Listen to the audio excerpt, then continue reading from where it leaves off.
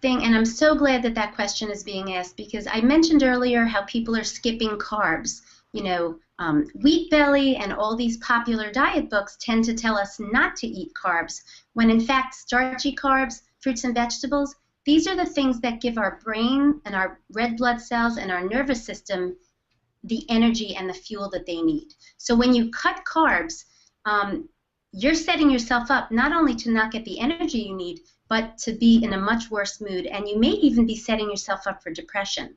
And the reason I say that is because carbs are essential to help your brain create that serotonin that it needs. And serotonin is a neurotransmitter that's associated with food intake and appetite. It's associated with mood, and it's associated with sleep. And we need a steady level of serotonin in the body to support all of those things in a healthful way. So when you cut carbs, you're basically telling your body to use fat stores and to use the protein, the muscle tissue in your body to create energy. And that's not something that we want to do. So again, it's essential. I think that's the first recipe, the first tip that I love to promote is to make sure to get a steady stream of that carbohydrate-rich food throughout the day. Keep it in small portions. Start with a small bowl of cereal in the morning. You can have oatmeal. You can have whole grain, high fiber, low sugar cereal. You can have a slice of whole wheat toast with your lunch. You could have some popcorn. You could air pop it or use some canola oil and some, you know, you can add on some flavorings to make it taste a little better. Those are simple ways to get those key carbs that you need, and make sure to have the fruits and vegetables as well. Because when you cut that out, you're setting yourself up to not have energy and to not feel as well as you can.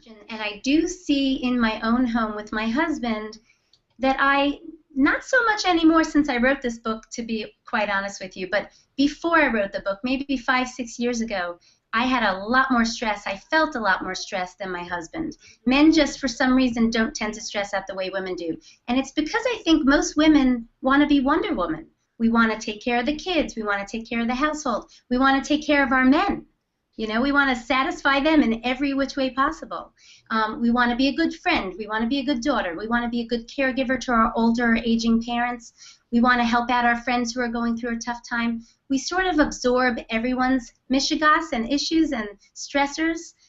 So I think women we put too much on our plates, and we do it to ourselves, and we have to kind of cut ourselves some slack. And that's a big reason why I wrote this book.